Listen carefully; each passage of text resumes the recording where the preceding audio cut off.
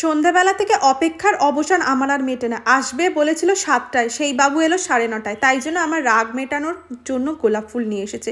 আমি তাই বলছি, হ্যাঁ নিয়ে এসেছো ঠান্ডার মধ্যে জল গোলাপ। তো যাই হোক, আজকের আমাদের প্ল্যান ছিল তন্দুরি করব। পিকনিক মানে শীতের প্রথম পিকনিক, তাও বাপের বাড়িতে গিয়েছি, দুদিন থাকবো আর পিকনিক হবে না সেটা কখনো হয়?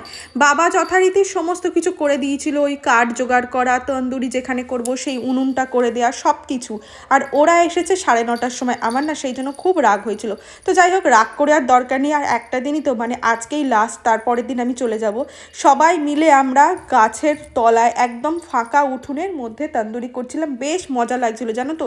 প্রথম পিকনিক, কারণ সেরকম তো লোকজন নেই, তাও আমি, মা, বাবা, ভাই, পার্থ, ছেলে, বেশ মজা করেছিলাম, সবাই মিলে গল্প করছিলাম। আর ওখানে ঠান্ডা তো প্রচণ্ড। এই যে আমাদের তন্দুরি হয়ে গেছে আর ওরা খাচ্ছিল। আমি না খুব একটা খেতে এটা পছন্দ করি না, তাও খুব সুন্দর হয়েছিল। আর ওদের এই ভার্জিন মইতো না কি বলে জানি না বাবা, সেটা ওরা বানিয়েছিল, সেটাও আমি খাইনি, কারণ আমার প্রচণ্ড ওখানে ঠান্ডা লেগে গিয়েছিল, জ্বর এসেছিলো। আর আমার অবস্থাটা দেখো, সামনের মিনারে দাঁড়িয়ে দাঁড়িয়ে একটু ফটো তুলছিলাম আর ঢং করছিলাম, আর ওরা রাতের 12টার সময় খাওয়া দাওয়া করছিল।